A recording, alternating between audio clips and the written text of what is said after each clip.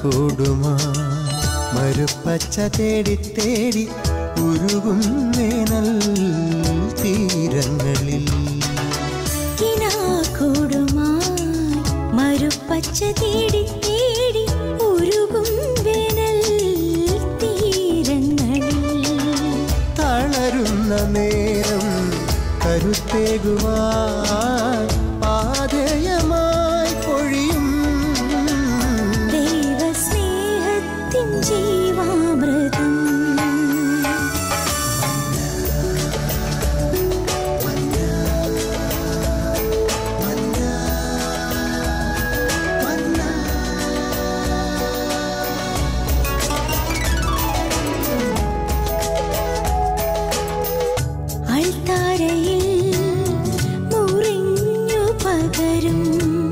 ആത്മയുഗത്തിൻ കൃപയായൊഴുകും അൾത്താരയിൽ മുറിഞ്ഞു പകരും ആത്മയുഗത്തിൻ കൃപയായൊഴുകും വിശ്വസ്നേഹത്തിൻ്റെ അമൃതം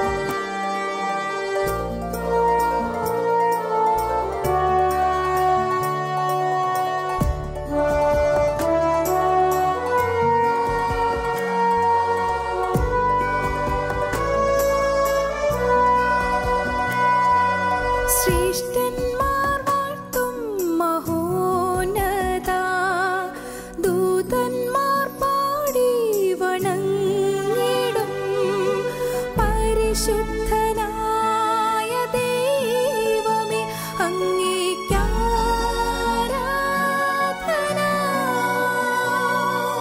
ശ്രേഷ്ഠന്മാർ വാഴ്ത്തും മഹോന്നത ദൂതന്മാർ പാടി വണങ്ങിടും പരിശുദ്ധനായ ദൈവമേ അങ്ങേയ്ക്കാരാധന.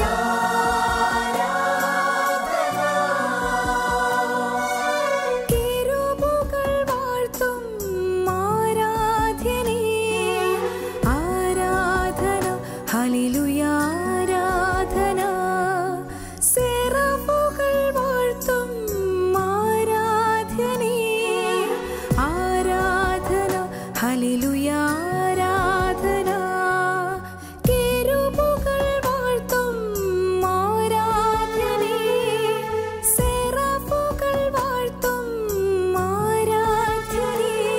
നീയാണെൻ ജീവൻ നീയാണെൻ സർവ്വം നീയാണെൻ ജീവൻ നീയാണെൻ സർവ്വം.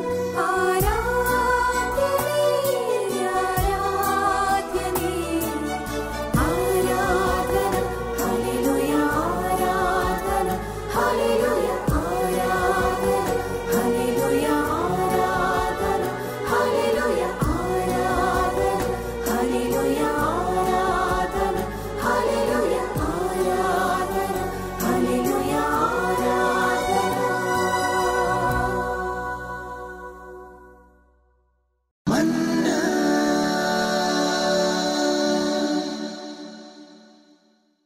ഈശോമിശിഹായ്ക്ക് സ്തുതിയായിരിക്കട്ടെ. സ്നേഹമുള്ള ഷാലോം മന്ന പ്രേക്ഷകരെ, കർത്താവിൻ്റെ സമാധാനം നമ്മുടെ ഹൃദയങ്ങളിലേക്ക് സ്വീകരിക്കുവാനായിട്ട് നമുക്കൊരുങ്ങാം. ഒരു നിമിഷം ശാന്തമായി പ്രാർത്ഥിക്കാം. കർത്താവായ ഈശോയെ,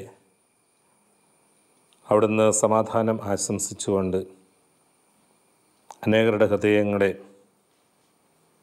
അനുഗ്രഹിച്ച അവിടുത്തെ കൃപയോർത്ത് നന്ദി പറയുന്നു. അവിടുന്ന് ശിഷ്യന്മാർക്ക് പ്രത്യക്ഷപ്പെട്ടപ്പോഴെല്ലാം നിങ്ങൾക്ക് സമാധാനമെന്ന് അരുളി ചെയ്തുവല്ലോ. ആ സമാധാനത്തിൻ്റെ എല്ലാ ഫലങ്ങളും ഞങ്ങളുടെ ജീവിതങ്ങളിലേക്കും അവിടുന്ന് വർഷിക്കണമേ. അതിനായി ഞങ്ങൾ ഒരുങ്ങുന്ന ഈ നിമിഷങ്ങളെ അവിടുന്ന് ആശീർവദിച്ച് അനുഗ്രഹിക്കണമേ. ഞങ്ങൾ ഓരോരുത്തരെയും അവിടുത്തെ കൃപകളാൽ നിറയ്ക്കണമേ. നിത്യപിതാവും പുത്രനും പരിശുദ്ധാത്മാവുമായ സർവേശ്വര ആമേൻ. കൊളോസ്സോസ് ലേഖനം 3-ാം അധ്യായം 15-ാമത്തെ തിരുവചനത്തിൽ മനോഹരമായ ഒരു ആഹ്വാനം നമ്മൾ വായിക്കുന്നുണ്ട്. ക്രിസ്തുവിൻ്റെ സമാധാനം നിങ്ങളുടെ ഹൃദയങ്ങളെ ഭരിക്കട്ടെ. ഈ സമാധാനത്തിലേക്കാണ് നിങ്ങൾ ഏക ശരീരമായി വിളിക്കപ്പെട്ടിരിക്കുന്നത്. പ്രിയമുള്ളവരെ, ഇന്ന് പല ജീവിതങ്ങളെയും അലട്ടിക്കൊണ്ടിരിക്കുന്ന ഏറ്റവും വലിയൊരു പ്രശ്നം സമാധാനമില്ല എന്നുള്ളതാണ്. ഞാൻ ഓർക്കാറുണ്ട്, ചില പ്രായമായിട്ടുള്ള മനുഷ്യരെയൊക്കെ കണ്ട് അവരോട് സംസാരിക്കുമ്പോൾ എന്താ സുഖമൊക്കെ ആണോ സന്തോഷമൊക്കെ ആണോ എന്ന് ചോദിക്കുമ്പോൾ പലരും പറയുന്ന സങ്കടകരമായിട്ടുള്ളൊരു മറുപടിയുണ്ട്. ഒരു സന്തോഷവും ഇല്ല, ഒരു സമാധാനവും ഇല്ല. ഇത്രയും നാളും ജീവിച്ചിട്ട് ഒരു സന്തോഷവുമില്ലാതെ ഒരു സമാധാനവുമില്ലാതെ ജീവിക്കുക എന്നുള്ളത് തീർച്ചയായിട്ടും വലിയ ദയനീയമായിട്ടുള്ളൊരവസ്ഥയാണ്. ഇത് മുതിർന്നവരുടെ മാത്രം പ്രശ്നമല്ല. കൊച്ചുകുട്ടികളോട് സംസാരിച്ചാൽ പോലും ഇന്ന് പല കുട്ടികളും സമാധാനമില്ലാതെ സങ്കടപ്പെട്ട് ജീവിക്കുന്നുണ്ട്. യുവജനങ്ങളുടെ കാര്യം പറയാനും വേണ്ട. ക്രിസ്തുവിൻ്റെ സമാധാനം നമ്മുടെ ഹൃദയങ്ങളെ ഭരിക്കുവാൻ ഇടയാകണം. ക്രിസ്തുവാണ് യഥാർത്ഥമായിട്ടുള്ള സമാധാനദായകൻ. നമ്മൾ കാണുന്നുണ്ട്, ഈശോയുടെ ഉത്ഥാനത്തിന് ശേഷം ഈശോ എപ്പോഴൊക്കെ ശിഷ്യന്മാർക്ക് പ്രത്യക്ഷപ്പെട്ടുവോ ഇപ്പോഴെല്ലാം പറഞ്ഞത് നിങ്ങൾക്ക് സമാധാനം എന്നാണ്. ഈശോ ഉത്ഥാനം ചെയ്തത് ഈ ഒരു സമാധാനം നമുക്ക് നൽകുവാൻ വേണ്ടിയാണ്. ആ സമാധാനത്തിൻ്റെ എല്ലാ ഫലങ്ങളും നമ്മുടെ ജീവിതത്തിൽ ഏറ്റുവാങ്ങുവാൻ അവകാശപ്പെട്ടവരാണ് നമ്മൾ. കൊളോസ്സസ് ലേഖനം 3-ാം അധ്യായം 12-ാമത്തെ തിരുവചനത്തിലൂടെ നമ്മെ അഭിസംബോധന ചെയ്യുന്നത് നമുക്കേറെ പ്രോത്സാഹനജനകമാണ്. ആകയാൽ ദൈവത്തിൻ്റെ തെരഞ്ഞെടുക്കപ്പെട്ടവരും വാത്സല്യഭാജനങ്ങളും പരിശുദ്ധരുമെന്ന നിലയിൽ നിങ്ങൾ കാരുണ്യം, ദയ, വിനയം, സൗമ്യത, ക്ഷമ എന്നിവ ധരിക്കുവിൻ. ആരാ നമ്മൾ? നമ്മൾ ദൈവത്തിൻ്റെ തെരഞ്ഞെടുക്കപ്പെട്ടവരാണ്. ദൈവത്തിൻ്റെ വാത്സല്യഭാജനങ്ങളാണ്, പരിശുദ്ധരുമാണ്. ഈ ഒരു അനുഭവം സ്വന്തമാക്കുവാനായിട്ട് സാധിക്കുക. നമ്മൾ കസ്തൂരിമാനിൻ്റെ അനുഭവം കേട്ടിട്ടുള്ളവരാണ്. നല്ല സുഗന്ധം പരക്കുമ്പോൾ കസ്തൂരിമാൻ ഈ സുഗന്ധത്തിൻ്റെ ഉറവിടം തേടി ഓടുകയാണ്.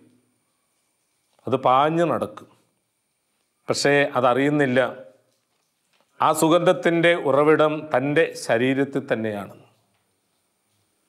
സ്വന്തം ശരീരത്തിലേക്ക് ഒന്ന് തിരിഞ്ഞു നോക്കുവാനോ ആ ഒരു സുഗന്ധത്തിൻ്റെ ഉറവിടം കണ്ടെത്തുവാനോ അത് ശ്രമിക്കുന്നുമില്ല, അതിന് സാധിക്കുന്നുമില്ല. നമ്മുടെ ജീവിതത്തിൻ്റെ സമാധാനത്തിൻ്റെ, സന്തോഷത്തിൻ്റെ ഉറവിടം അത് നമ്മിൽ തന്നെ ഉണ്ട്. കാരണം നമ്മൾ ദൈവത്തിൻ്റെ തിരഞ്ഞെടുക്കപ്പെട്ടവരാണ്. വിശുദ്ധ ഗ്രന്ഥം പരിശോധിക്കുമ്പോൾ ദൈവം തനിക്ക് വേണ്ടി ഒരു ജനതയെ തിരഞ്ഞെടുക്കുന്നത് നമ്മൾ കാണുന്നുണ്ട്. അത് മറ്റൊന്നിനും വേണ്ടിയിട്ടല്ല, അവിടുത്തെ അറിഞ്ഞ്, അവിടുത്തെ പരിപാലനെ അനുഭവിച്ച്, അവിടുത്തോട് ചേർന്ന് ജീവിച്ച് ദൈവസന്നിധിയിൽ നന്ദിയുള്ളവരായി അവിടെ നൽകുന്ന ആ ഒരു സമൃദ്ധി അനുഭവിക്കുവാൻ സാധിക്കുക. അതിനുള്ളൊരു വിളിയാണ്. യെശയ്യാ പ്രവാചകന്റെ പുസ്തകത്തിലെ പല ഭാഗത്ത് നമ്മൾ കാണുന്നുണ്ട്. 44-ാം അധ്യായത്തിലും 45-ാം അധ്യായത്തിലുമെല്ലാം ദൈവം പറയുന്നുണ്ട്, ഞാൻ തെരഞ്ഞെടുത്ത ഇസ്രായേലേ. ദൈവം തെരഞ്ഞെടുത്തിരിക്കുന്നത് ഇസ്രായേൽ. ദൈവം തെരഞ്ഞെടുത്തിരിക്കുന്നതാണ് നമ്മൾ ഓരോരുത്തരെയും. അമ്മയുടെ ഉദരത്തിൽ ഉരുവാകുന്നതിന് മുൻപ് തന്നെ ഞാൻ നിന്നെ വിളിച്ചുവെന്ന് ജെറമ്യാ പ്രവാചകനോട് ദൈവം പറയുമ്പോൾ ദൈവത്തിൻ്റെ ആ ഒരു തെരഞ്ഞെടുപ്പ്, ഇത് ജെറമ്യാ പ്രവാചകൻ്റെ ജീവിതത്തിൽ മാത്രമല്ല, ഈ ലോകത്തിൽ പിറന്നു വീഴുന്ന ഓരോ വ്യക്തിയും ദൈവത്താൽ പ്രത്യേകമായി തിരഞ്ഞെടുക്കപ്പെട്ടവരാണ്. അപ്പോൾ ആ ഒരു തെരഞ്ഞെടുപ്പിൻ്റെ അവകാശം അനുഭവിക്കുവാനായിട്ട് നമുക്ക് സാധിക്കണം. ഇസ്രായേൽ ജനം ദൈവത്തിൻ്റെ തിരഞ്ഞെടുക്കപ്പെട്ട ജനമായിരുന്നു. ദൈവം ഇസ്രായേൽ ജനത്തെ സംരക്ഷിച്ചു, അവർക്ക് ആവശ്യമായിട്ടുള്ളതെല്ലാം നൽകി, ശത്രുക്കളിൽ നിന്നും അവരെ രക്ഷിച്ചു. ദൈവമാണ് ഇസ്രായേൽ ജനത്തിന് വേണ്ടി യുദ്ധം ചെയ്തത്. അപ്പോൾ തൻ്റെ തിരഞ്ഞെടുക്കപ്പെട്ട ജനത്തിന് വേണ്ടി എന്തും ചെയ്യുവാൻ തയ്യാറുള്ള ഒരു ദൈവമാണ് നമുക്കുള്ളത്. പത്രോസ്ലീഹ നമ്മെ വിളിക്കുന്നത് രാജകീയ പുരോഹിത ഗണമെന്നാണ്, തെരഞ്ഞെടുക്കപ്പെട്ട വംശമെന്നാണ്. നമ്മൾ ദൈവത്തിൻ്റെ തിരഞ്ഞെടുക്കപ്പെട്ട വംശമാണ്. അപ്പോൾ ദൈവത്തിന് പ്രത്യേകമായൊരു പദ്ധതിയുണ്ട്. ഓരോ തെരഞ്ഞെടുപ്പിന് പിന്നിലും ദൈവത്തിന് പ്രത്യേകമായൊരു പദ്ധതിയുണ്ട്. നമ്മുടെ ജീവിതത്തെക്കുറിച്ചുള്ള ദൈവത്തിൻ്റെ ആ ഒരു പദ്ധതി കണ്ടെത്തുക, അതാണ് നമ്മുടെ ജീവിതത്തിൽ സമാധാനം അനുഭവിക്കുവാൻ നമ്മെ സഹായിക്കുന്ന ഒന്നാമത്തെ ഒരവസ്ഥ. യെരമ്യാ പ്രവാചകനിലൂടെ ദൈവം പറയുന്നുണ്ട്, എനിക്ക് നിന്നെക്കുറിച്ചൊരു പദ്ധതിയുണ്ട്. അത് നിന്റെ നാശത്തിന് വേണ്ടിയുള്ളതല്ല, നിന്റെ ക്ഷേമത്തിന് വേണ്ടിയുള്ളത്. പ്രിയമുള്ളവരെ, നമുക്ക് ഓർക്കാം, ദൈവം നമുക്ക് വേണ്ടി ഒരുക്കുന്നതെല്ലാം നമ്മുടെ ക്ഷേമത്തിന് വേണ്ടിയാണ്. ഒരുപക്ഷേ രോഗങ്ങളോ സഹനങ്ങളോ ബുദ്ധിമുട്ടുകളോ പ്രയാസങ്ങളോ ഒക്കെ നമ്മുടെ ജീവിതത്തിലേക്ക് കടന്നു വന്നാലും അതൊന്നും നമ്മുടെ ജീവിതത്തിൻ്റെ നാശത്തിന് വേണ്ടിയല്ല എന്ന് നമുക്ക് മനസ്സിലാക്കുവാൻ സാധിക്കട്ടെ. പൂർവ്വപിതാവായ ജോസഫിൻ്റെ അനുഭവം നമുക്കറിയാം. സ്വന്തം സഹോദരങ്ങളാൽ തള്ളപ്പെട്ടവനാണ്. കൊല്ലാൻ പോലും ഒരുങ്ങിയതാ ചേട്ടന്മാർ. ആ യോസഫിനെ ഈജിപ്തിലേക്ക് അവർ വിറ്റുകളഞ്ഞു. പക്ഷേ അവിടെ ചെന്ന് കഴിഞ്ഞപ്പോഴും ജോസഫ് പല അവസ്ഥകളിലൂടെ കടന്നുപോയി അവസാനം അവിടുത്തെ ചക്രവർത്തിയുടെ ഫറവോയുടെ മുഖ്യ സഹായികളിൽ ഒരാളായിട്ട് മാറി. നമുക്കറിയാം എന്താ സംഭവിച്ചതെന്ന്. ദൈവത്തിൻ്റെ സ്വന്തം നാടെന്ന് വിശ്വസിച്ചിരുന്ന കാനാൻ ദേശത്ത് പട്ടിണിയായിരുന്നപ്പോഴും ദൈവത്തിൻ്റെ പ്രത്യേകമായ അനുഗ്രഹമുണ്ടായിരുന്ന ജോസഫ് വസിച്ച ഈജിപ്തിൽ സമൃദ്ധി. അപ്പോൾ ഒരു പ്രദേശത്തിനല്ല സമൃദ്ധി, ദൈവത്തിൻ്റെ തിരഞ്ഞെടുക്കപ്പെട്ട വ്യക്തികളിലൂടെയാണ് ദൈവം സമൃദ്ധി നൽകുന്നത്. അതിലൂടെയാണ് ദൈവം അനുഗ്രഹിക്കുന്നത്. ഏതെങ്കിലും ഒരു പ്രത്യേക പ്രദേശമല്ല അനുഗ്രഹിക്കപ്പെടുന്നത്. ദൈവം നമ്മെ ഓരോരുത്തരെയും തിരഞ്ഞെടുത്തിരിക്കുന്നത് നമ്മളൊക്കെ അനുഗ്രഹമായി മാറുവാൻ വേണ്ടി. അബ്രാഹത്തോട് പറഞ്ഞ അതല്ലേ, നീ ഒരു അനുഗ്രഹമായിട്ട് മാറും. അപ്പോൾ ദൈവം നമ്മളെ തിരഞ്ഞെടുക്കുമ്പോൾ നമ്മളൊക്കെ ഒരു അനുഗ്രഹമായിട്ട് മാറണം. അതാണ് നമ്മുടെ ജീവിതത്തിൻ്റെ സമാധാനത്തിൻ്റെ അനുഭവത്തിൻ്റെ ഏറ്റവും വലിയൊരു അവസ്ഥ എന്ന് പറയുന്നത്. രണ്ടാമതായിട്ട് നമ്മൾ ഓർക്കുക, നമ്മുടെ ദൈവത്തിൻ്റെ വാത്സല്യഭാചനങ്ങളാണ്. എത്ര മനോഹരമായിട്ടാണ് ദൈവം തൻ്റെ സ്നേഹം വെളിപ്പെടുത്തുന്നത്. നീ എൻ്റെ വത്സര പുത്രനല്ലേ, നീ എൻ്റെ ഓമന കുട്ടനല്ലേ എന്നൊക്കെ പറഞ്ഞുകൊണ്ട് ദൈവം നമ്മളെ വിളിക്കുമ്പോൾ എന്തുമാത്രം വലിയൊരു വാത്സല്യമാത്. ദൈവം പറയുന്നില്ലേ, പറ്റമ്മ മറന്നാലും ഞാൻ നിന്നെ മറക്കുകയില്ല, മുല കുടിക്കുന്ന കുഞ്ഞിനെ അമ്മ മറന്നാലും ഞാൻ നിന്നെ മറക്കുകയില്ല, ഞാൻ നിന്നെ എൻ്റെ ഉള്ളം കൈ രേഖപ്പെടുത്തിയിരിക്കുക. നമ്മളൊക്കെ കുഞ്ഞുങ്ങളെ എടുക്കാറുണ്ട്. എത്രയോ വാത്സല്യത്തോടെ നമ്മുടെ കൈകളിൽ കുഞ്ഞുങ്ങളെ എടുത്ത് നമ്മളവരെ സ്നേഹിക്കുകയും അവരോട് താല്പര്യം കാണിക്കുകയും ചെയ്യാറുണ്ടെന്ന് ഓർത്ത് നോക്കിക്കുകയും ദൈവം അതേ ഒരു അനുഭവം നമുക്ക് നൽകുകയാണ്. സ്വന്തം കരങ്ങളിൽ നമ്മളെ വഹിച്ചുകൊണ്ട് ആരെല്ലാം മറന്നാലും ഞാൻ നിന്നെ മറക്കുകയില്ല, കാരണം നീ എനിക്ക് അത്രമാത്രം പ്രിയപ്പെട്ടവന്. യെശയ്യാ പ്രവാചകനിലൂടെ ദൈവം പറയുന്നുണ്ട്, നീ എനിക്ക് പ്രിയപ്പെട്ടവന്, നീ എനിക്ക് ബഹുമാന്യന്, ഞാൻ നിന്നെ വിലമതിക്കുന്നു. അപ്പം ദൈവത്തിൻ്റെ ആ ഒരു വാത്സല്യവും ദൈവത്തിൻ്റെ ആ ഒരു സ്നേഹവും അത് അനുഭവിക്കുവാനായിട്ട് വിളിക്കപ്പെട്ടിരിക്കുന്നവരാണ് നമ്മൾ. നമുക്കറിയാം, ഒരു കുടുംബത്തിലെ മക്കൾ ആ മാതാപിതാക്കന്മാരുടെ വാത്സല്യം അനുഭവിക്കുവാൻ വേണ്ടി വിളിക്കപ്പെട്ടിരിക്കുന്നവരാണ്, അതിന് അവകാശമുള്ളവരാണ്. പലപ്പോഴും അവർ അതിൽ നിന്ന് അകന്നു പോകാൻ ഇടയാകുന്നുണ്ട്. നമുക്ക് കാണുന്നുണ്ട് ധൂർത്തപുത്രൻ്റെ ഉപമയിൽ പിതാവിൻ്റെ വാത്സല്യം അനുഭവിക്കുന്നതിന് തയ്യാറാകാതെ പിതാവിൻ്റെ സ്നേഹത്തിൽ നിന്ന് അകന്നു പോകുന്നൊരു മകൻ. അപ്പം അങ്ങനെ നമ്മുടെയൊക്കെ ജീവിതത്തിൽ ചിലപ്പോഴെങ്കിലും സംഭവിച്ചിട്ടുണ്ടായിരിക്കാം. ദൈവത്തിൽ നിന്നും നമ്മുടേതായിട്ടുള്ള സ്വാർത്ഥ താല്പര്യം നോക്കി എനിക്ക് ദൈവത്തിൻ്റെ സ്നേഹമൊന്നും വേണ്ട, എനിക്ക് ദൈവത്തിൻ്റെ വാത്സല്യമൊന്നും വേണ്ട, എനിക്കറിയാം എങ്ങനെയാണ് ജീവിക്കേണ്ടത്, എനിക്കതിനുള്ള സമ്പത്തുണ്ട്, കഴിവുണ്ട്, എനിക്കതിനുള്ള പ്രാപ്തിയുണ്ട് എന്നൊക്കെ വിചാരിച്ച് നമ്മളിൽ തന്നെ ആശ്രയിച്ച് പോകുന്ന പ്രവണതകളൊക്കെ ചിലപ്പോഴെങ്കിലും നമ്മൾ കാണാറുണ്ട്. എങ്കിലും ഓർക്കുക, ദൈവം നമ്മൾ ഉപേക്ഷിക്കുകയില്ല, അവിടെ നിന്ന് എപ്പോഴും നമ്മുടെ പിന്നാലെ തന്നെയുണ്ട്. കാരണം ദൈവത്തിന് അറിയാം നമ്മുടെ ജീവിതത്തിൽ ഒരുപക്ഷെ സംഭവിക്കുവാൻ സാധ്യതയുള്ള പോരായ്മകളും കുറവുകളും.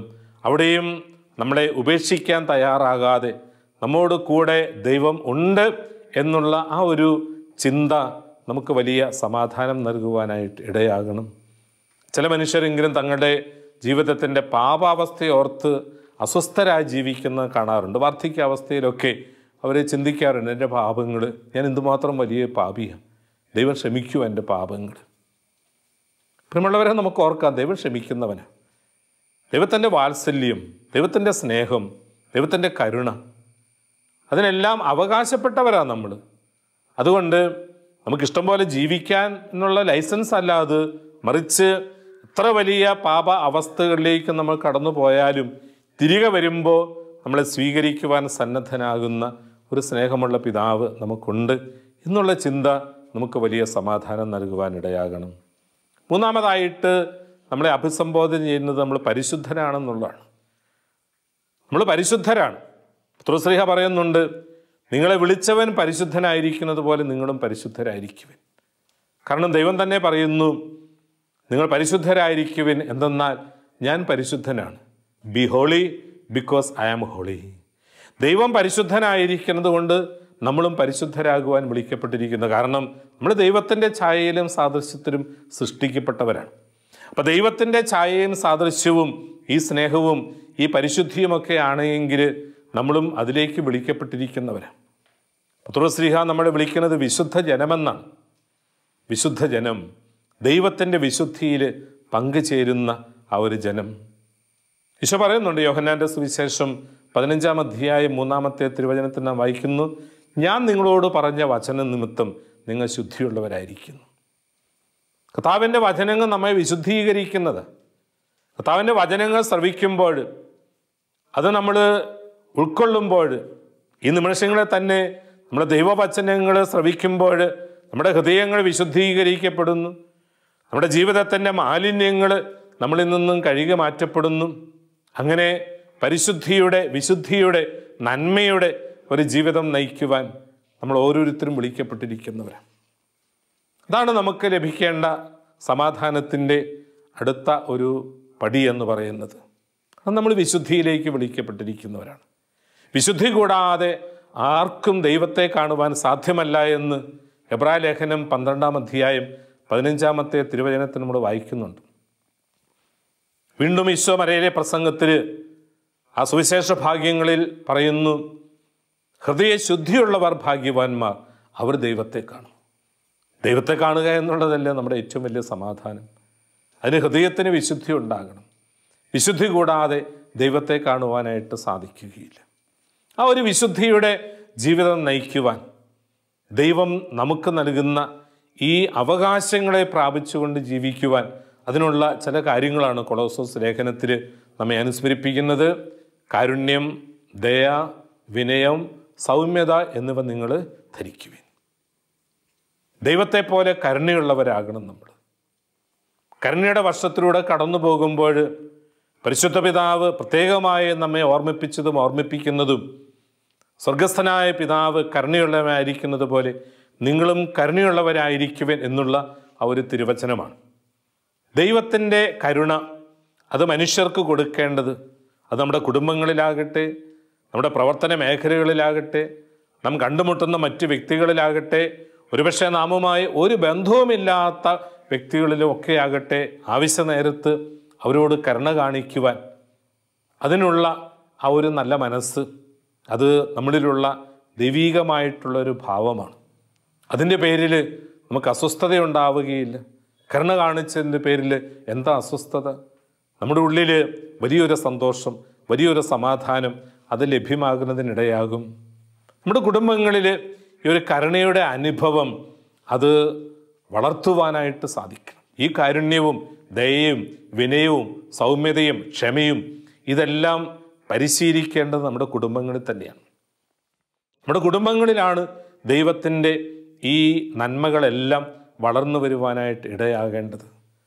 അങ്ങനെ വരുമ്പോൾ നമ്മുടെ കുടുംബങ്ങൾ തന്നെയാണ് സമാധാനത്തിൻ്റെ ഏറ്റവും വലിയ ഉറവിടമെന്ന് പറയുന്നത്.